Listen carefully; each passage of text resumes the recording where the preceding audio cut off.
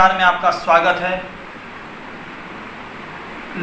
बिहार के लोग जब सरकारी नौकरी पाते हैं, बड़े बड़े व्यवसाय करते हैं, बाहर में रहते हैं, लेकिन उनमें से कुछ लोग खास होते हैं जो अपनी मिट्टी का कर्ज चुकाने के लिए वापस आते हैं। उन्हीं में से एक है इजराहा, जो इजराहटा पंचायत के मुखिया है महमूद आलम साहब, जो तारडी के अंतर्गत आता है। ये 2016 में जब अपने पंचायत में आए, देखे काम अधूरे हैं और यहाँ पे उनको पता था कि किस तरीके से काम किया जा सकता है। उन्होंने यहाँ पे डिजिटल प्लेटफॉर्म का इस्तेमाल किया और ख़ास बात ये है कि ये बंगाल के खिदिरपुर डक पे इनका दुकान है, व्यवसाय है। उन्होंने बंगाल की जो मॉडल होती है, चाहे जो कहते हैं समाज को जोड़ करके मिला कर रहना, इनका पंचायत में काफ़ी शांति है। विगत 5 वर्षों में भाईचारा है। लोगों ने जो कहा वो भी हम सुनाएंगे और ख़ास बातचीत करेंगे महमूद आलम साहब से कि मिट्टी में आकर के कैसा लगा। 1 मिनट इनसे बात कर लेते हैं। महमूद आलम साहब, ये सोच कैसे आ गई कि, क्योंकि आप बहुत खूबसूरत जगह पे रह रहे थे, व्यवसाय कर रहे थे, अमन जगह थे, अचानक अपने गांव आकर के ऐसी क्या सोच हुआ, क्यों चुनाव लड़ पड़े अचानक? देखिए, हर इंसान को जो जहाँ जन्म लेता है उससे एक मोहब्बत होती है। आज मैं भी कामयाब हूँ, जहाँ पर मेरा कारोबार है हम कामयाब हैं, लेकिन बिहार की धरती से हम पैदा हुए और इस गांव में मेरा जन्म हुआ, तो जाहिर बात है कि हर आदमी को अपने गांव की मिट्टी का एक अलग ही खुशबू होता है। तो मैं अपनी मिट्टी में आया और अपने लोगों को मैंने देखा कि थोड़ा परेशान हाल है, हमारे गांव में बहुत सारा प्रॉब्लम था।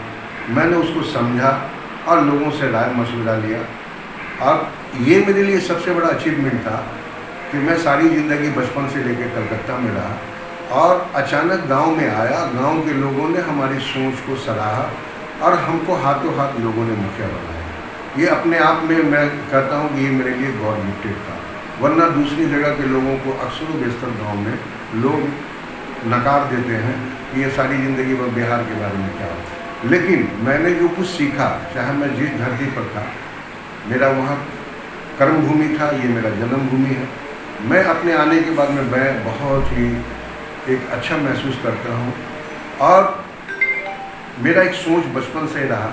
आज मैं कामयाब जिस धरती से गया था, तो मैं कम से कम कुछ रिटर्न करूँ अपने लोगों को। जो लोग हमको बहुत प्यार करते हैं, हमारे गांव के लोग, हिंदू हो मुसलमान हो, सब चाहते हैं।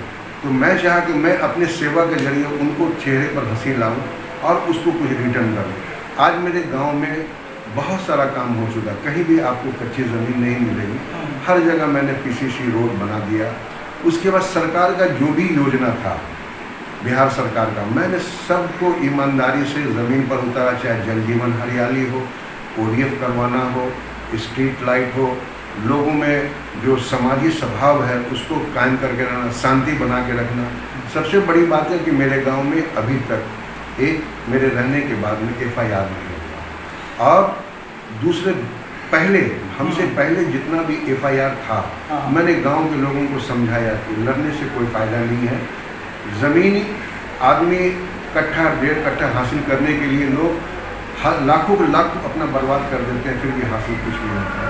तो आज हमारा गांव बिल्कुल ये इससे पार हो चुका है। यहाँ पर किसी को देखिए महमूद आलम साहब, और भी खास बात करते हैं, बने रहिए।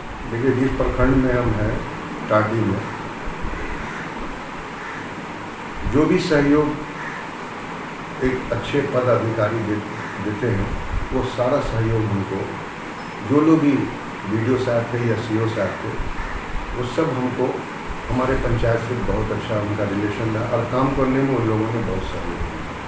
विगत 5 वर्षों में आपके पंचायत की सबसे बड़ी योजना की बात करूं, ये योजना है मुख्यमंत्री जी का ड्रीम प्रोजेक्ट नल जल योजना।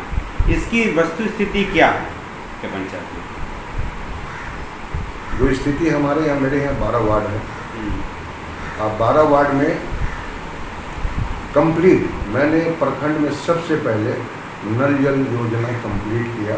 और जिस तरह से 2 वार्ड का जो 7 नंबर 11 नंबर अनुसूचित जाति के बिना पर पहले जो दिया गया था, उसका जो है हमारे DDC बद्री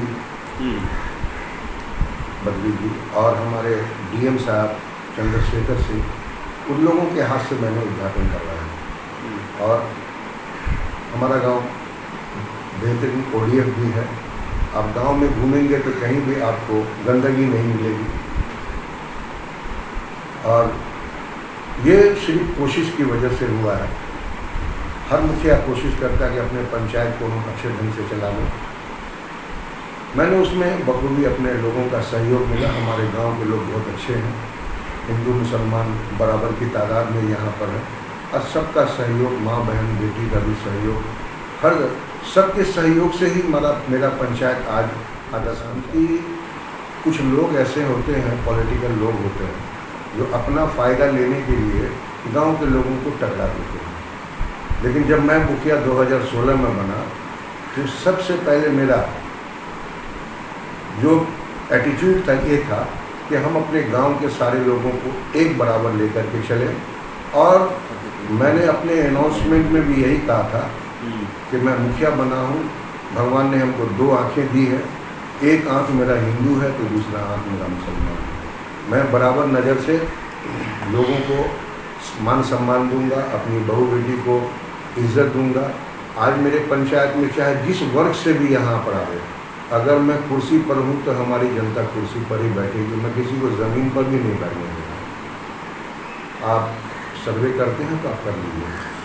एक प्रश्न बताइए सर कि आप जब जीते 2016 में, तो अचानक आपने कुछ अनाउंसमेंट का तरीका आजमाया, मैंने खुले तौर पे बात करते, क्या है ये, जरा ये देखिए समझाइए। सबसे बड़ा होता है कि मैं बाहर रहता था, मैं कलकत्ता से बचपन से ही रहा, तो हमें एक ये थी कि अपने लोगों से हम कांटेक्ट कैसे बना सकें, इसलिए कि हम गांव में बहुत लोगों को बाई फेस बाई नेम हम नहीं जानते थे।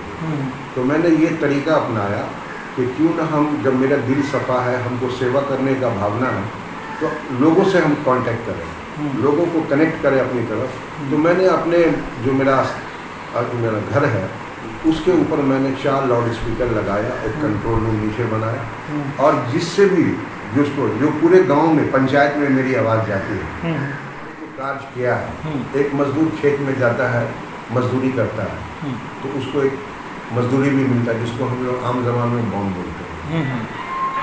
तो हम भी मेहनत किया है, लोगों ने सराहा है, अब उसको वोट में कन्वर्ट तो पब्लिक ही करेगी। बिल्कुल।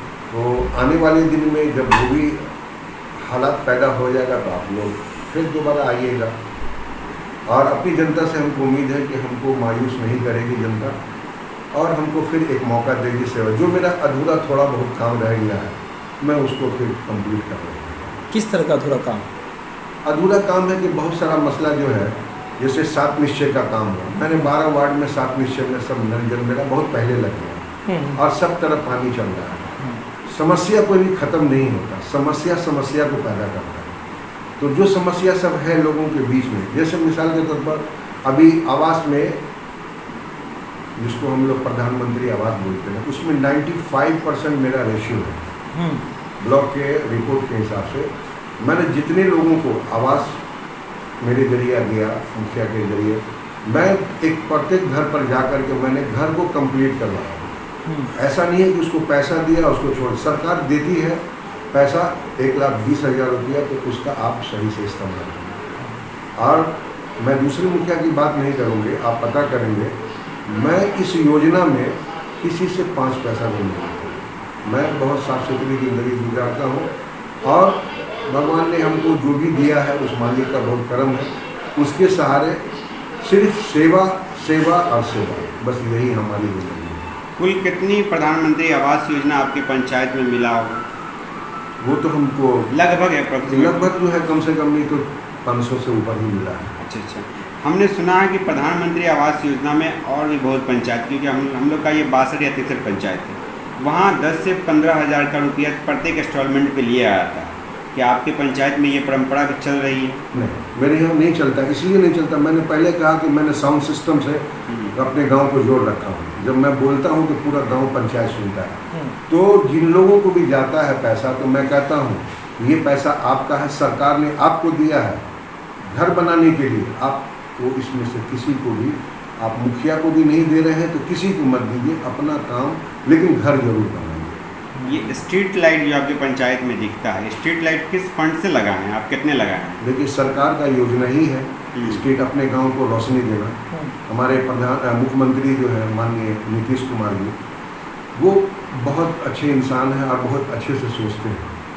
तो अभी हमारे प्रखंड में कहाँ लगा हमको नहीं मालूम, लेकिन मेरा प्रखंड जनवरी से मैंने स्ट्रीट लाइट जलाया है।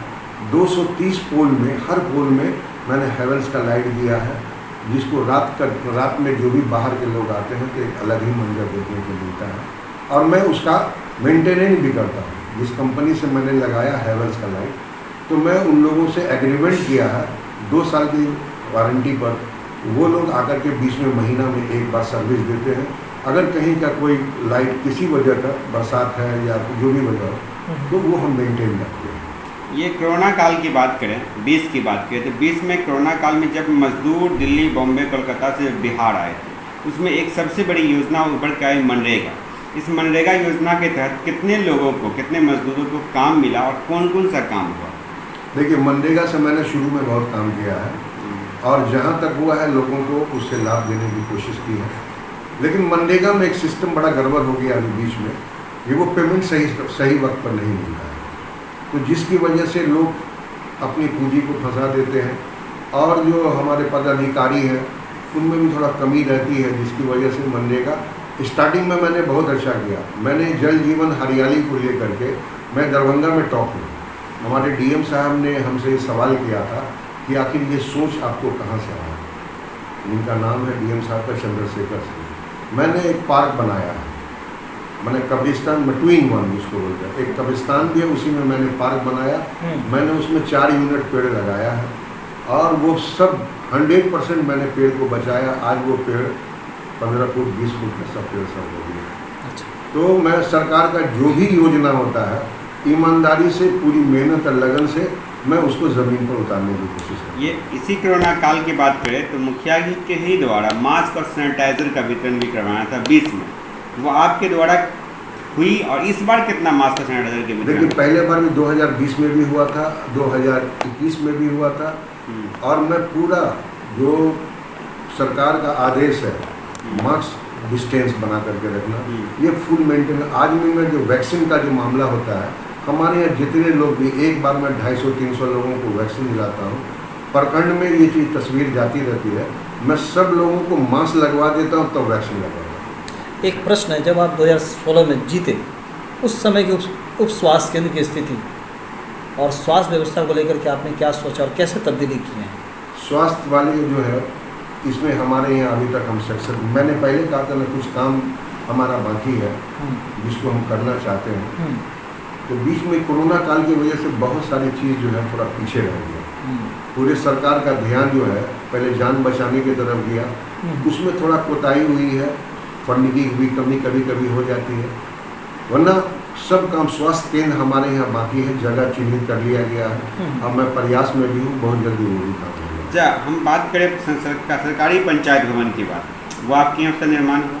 नहीं, पंचायत सरकार भवन जो हमारे यहाँ जगह की कमी है, उसमें 50 डिसमिल जगह मांगा जाता है। मैंने एक जगह को एक्वायर किया था जिसमें 20 डिसमिल जगह हुआ, तो मेरे पास जगह नहीं होने की वजह से बिहार सरकार हमको अभी तक उपलब्ध नहीं करवाया। ज़मीन तो है लेकिन सब कब्जे में है। मैंने सरकार से गुहार लगाया है कि अगर अतिक्रमण करके अगर देंगे तो मैं यहाँ पर पंचायत सरकार भवन